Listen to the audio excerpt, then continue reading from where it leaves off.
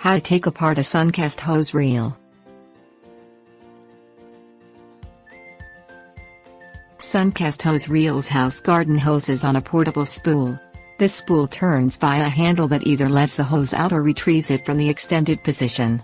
Suncast hose reels are made to be assembled and taken apart with one Phillips screwdriver. Power drills or screwdrivers are not recommended for this task, as stated by the user manual included with the devices. Things you will need: Phillips screwdriver, 3 pounds rubber mallet, plastic bag or cup. Position the Suncast hose reel on a flat work surface. Unscrew the connecting screws on the right-hand side of the reel. These are in the handle brackets. Off the main V, place the screws in the plastic bag or cup. Pull the handle off and set it aside. Lift the right side up and gently tap the inside edge of the wheel with the rubber mallet.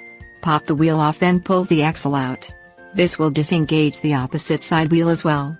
Set the axle and wheels with the handle. Unscrew the handle screws for the upright bracket. Unscrew both the left and right side screws, and place them in the bag or cup. Pull the handle off the unit. Unspool the hoses and unscrew any hose connections. Be sure the water is off.